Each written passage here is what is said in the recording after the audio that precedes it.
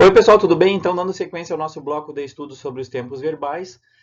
Se vocês lembram, no vídeo anterior nós começamos a estudar esse tempo verbal aqui, o passado simples, o past simple. No vídeo anterior eu expliquei o que ele era e quando eu usava.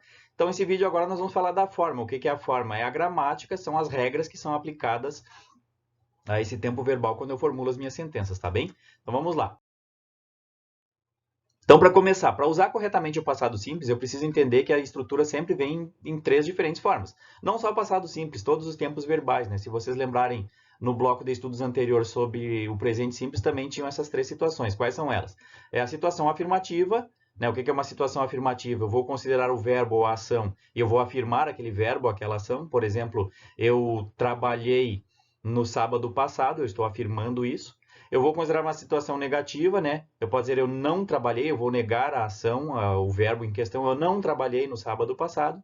E eu posso também ter uma interrogativa. A interrogativa é fazer uma pergunta sobre a ação, sobre o verbo. Eu posso perguntar para você trabalhou no sábado passado? Então, essas três situações aqui sempre estão presentes quando nós estudamos um tempo verbal. Tá? Mas nós não vamos estudar todas elas agora, porque é muito assunto. Então, nesse vídeo, nós vamos tratar apenas da primeira. Tá? Nós vamos começar, então, com a forma afirmativa. E é nessa forma afirmativa que vão aparecer muitas regras. E é para isso que esse vídeo se propõe. É essa a proposta desse vídeo, tá? Vamos lá, então. A forma afirmativa, então. Ao formular uma sentença na forma afirmativa, eu tenho que ter em mente dois aspectos. Isso aqui é importante, ó. Os verbos regulares e os verbos irregulares. Todo verbo da língua inglesa, quando eu tratar de passado, eles vão se dividir nesses dois grupos, tá? É isso que nós vamos começar a identificar hoje. O que são os verbos regulares? Verbos regulares, o próprio nome já sugere, eles vão seguir uma regularidade, vão seguir uma regra. É neles que as regras de gramática vão aparecer quando eu fazer uma afirmação no passado simples. Já os verbos irregulares são o contrário, eles não seguem regra nenhuma. O único recurso que nós vamos utilizar para identificar eles vai ser uma tabela que eu vou apresentar para vocês também, uns exemplos no final desse vídeo, e eu vou anexar junto na plataforma uma tabela para auxiliar vocês. Tá? É importante lembrar que não existe uma regra para saber se um verbo se encaixa num grupo ou no outro. Né? É só com o uso frequente da língua que nós vamos entender do que se trata. Né? À medida que vocês forem usando a língua, lendo e se adequando ou conhecendo melhor a linguagem e esses verbos, vocês vão saber que trata de um grupo ou de outro, tá? Vamos lá, então. Nós vamos começar pelos verbos regulares, tá? Os verbos regulares, então. Para usar esse verbo regular em uma sentença afirmativa, eu vou mudar a terminação do verbo. Ele vai ter um sufixozinho, se vocês lembram lá no início eu falei para vocês, né, sobre formação de palavras, sufixo, aquela partículazinha que vai no final. Então, eu vou acrescentar uma partícula nos verbos, um sufixo, de acordo com 4 regras que eu vou apresentar para vocês. É uma partículazinha que vai ser comum a todas as pessoas, tá? Então, vamos lá. O primeiro caso. A maneira geral, a maioria dos verbos regulares, eles vão ser o que a gente chama de verbos de maneira geral, né? Eles vão simplesmente receber isto que está marcado para vocês aqui, ó, o ed. Eles vão receber esse sufixo, essa partícula. Na maioria dos verbos, se vocês lembrarem dos exemplos que eu li no vídeo anterior, se vocês lembrarem da fala, todos eles terminavam com esse edzinho, tá? Porque são os mais comuns. Vamos ver os exemplos aqui, ó. Exemplo, o verbo falar, talk, né? E ali, no passado, talked. Vamos formular uma frase, né? They talked to me last night. Eles falaram comigo na noite passada. Então, eu tenho o verbo falar, talk. E para indicar que ele está no passado, ele é um verbo regular, a regra de conjugação dele é o acréscimo do ed. Outro exemplo, o verbo assistir, watch. Então, está aqui com um edzinho, né? Watched. Exemplo de sentença. We watched this film yesterday. Nós assistimos esse filme ontem. Então, nós temos aqui uma sentença no passado, está aqui um marcadorzinho de uma expressão temporal, lembra que eu falei no último vídeo, né? E o verbo está conjugado seguindo a regra. Acrescentei um ed nele para dizer que não é nós assistimos, nós assistimos. Não é algo de agora, foi ontem.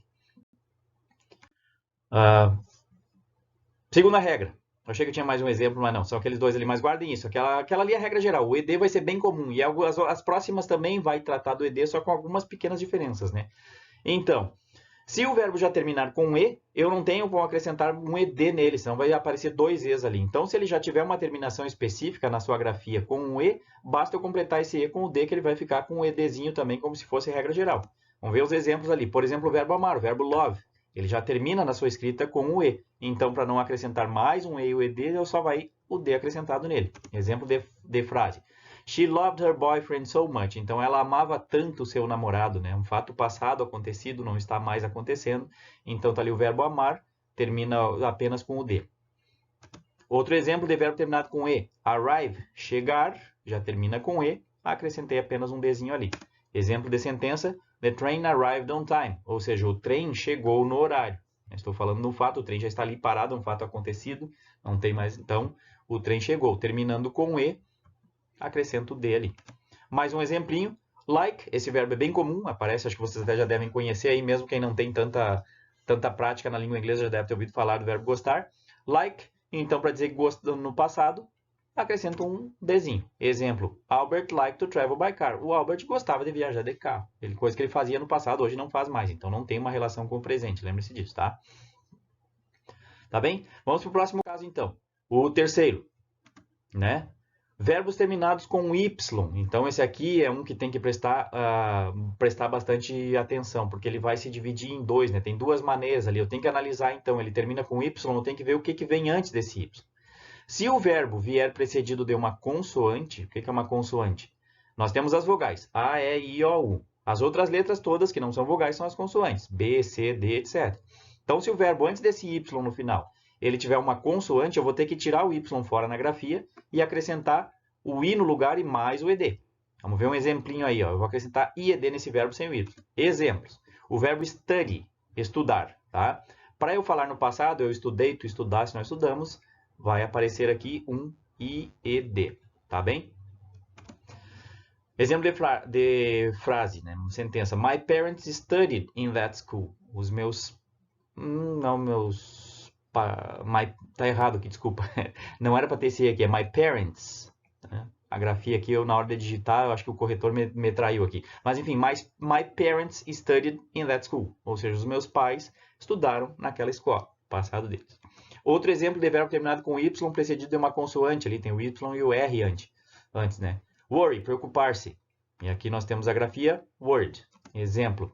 The student worried about his grades. O estudante se preocupou com as suas notas. Mais um exemplinho, o verbo cry, chorar. Está ali o Y, antes do Y tem um R, que é outra consoante, então cried, I-E-D. Nós temos a sentença the baby cried all night long, ou seja, o bebê chorou a noite toda. É um fato acontecido no passado, tá? Então, essa é a primeira situação, se ele terminar com Y, mas antes desse Y vier uma consoante. Ainda falando do Y, se não for uma consoante, se for uma vogal, agora sim, né? Lembra as vogais, A, E, I, O, U. Se antes do Y tiver uma vogal, eu não vou precisar trocar esse Y. Ele mantém ali, eu só acrescento o ED como se fosse regra geral. Tá? Vamos ver uns exemplos aí. Enjoy, que é o aproveitar, apreciar alguma coisa. Enjoy, eu só acrescento o ED como se fosse na primeira regra. Mas lembrando, eu estou tratando de um Y, e antes desse Y aqui tem uma vogal. Uma frase. Marianne enjoyed her trip throughout Europe. A Marianne gostou, aproveitou a viagem pela Europa. Outro exemplo, o verbo stay, ficar. Está aqui o Y, antes do Y tem a vogal A. Tá? Então, só acrescenta o ED. Stayed. People stayed home because of the pandemic. Frase para nós agora, situação. As pessoas ficaram em casa por conta da pandemia, por causa da pandemia. Tá? Mais um verbinho terminado com um Y precedido de vogal. Play. Antes do Y tem o A. Né? O jogar, brincar. Played. Exemplo. The children played a lot with their new pet. Ou seja, as crianças brincaram muito com o bicho novo, bichinho de estimação delas, bichinho novo.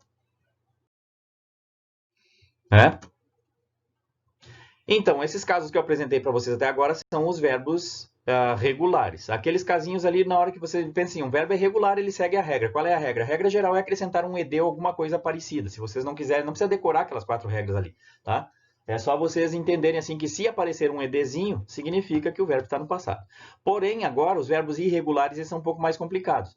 Eles não possuem um padrão de formação. Então, não tem como eu dizer... Não adianta eu querer acrescentar um ED nele que vai estar errado. Ele não segue esse padrão, ele simplesmente é outra palavra. Então, aqui, a única maneira de aprender os verbos regulares é via decoreba, é aprendendo, é lidando com textos, lendo, falando e decorando a sua forma base e sua forma passada. Eu botei alguns aqui para dar um exemplo. Mas na plataforma, né? Na plataforma eu vou colocar eu vou colocar a tabela lá para vocês poderem baixar. Então, eu nem criei sentenças aqui, de repente eu posso depois na nossa aula, no nosso Meet, eu falar alguns exemplos. Né? Mas vamos ver alguns verbos aqui, como o verbo see, que é o verbo ver, por exemplo. No passado do see, ele é outra palavra, simplesmente é só. Se vocês virem essa palavra aqui, vão procurar lá no dicionário, vai dizer, é o passado do see, só. Outro verbo que tem uma pequena diferença, begin, começar, no passado, ele vai ser escrito com um azinho ali, vai diferenciar, é begun. Ou seja, ele não segue uma regra, simplesmente percebam que não tem nenhuma semelhança de regra ou de regularidade entre eles. O verbo take, outro exemplo de verbo irregular, o passado dele vai ser took. Então, alguns desses, como esses três aqui, ó, eles mudam, eles variam, mas existem casos, como é o próximo exemplo aqui do verbo cortar, cut, que tanto o presente como o passado vão ser escritos da mesma forma. Então, cut no presente, cut no passado. Por exemplo, cortei minha mão, I cut myself. Pode ser agora, pode ser ontem, então não vai ter diferença. Aqui, para vocês entenderem se eu estou falando de presente ou de passado, vai depender do contexto que a frase está sendo falada.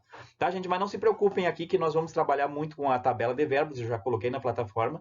No nosso Meet eu explico um pouquinho. E vocês vão ter que, quando estiver lidando com o texto, pesquisar esses verbos numa tabela. E se for os casos anteriores de verbos regulares, aí vocês sabem que simplesmente acrescentam um ED. Tá bem?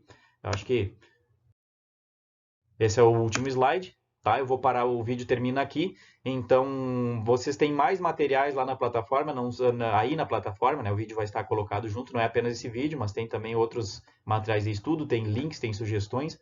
Então, explorem bastante o que está postado para vocês na plataforma para que vocês possam dar conta. E quando nós tivermos os nossos momentos de estudo, momentos síncronos e assíncronos, vocês têm a liberdade de tirar dúvidas, perguntar e expandir um pouquinho mais esse tópico, tá bem? Então, parei por aqui. Tchau, tchau.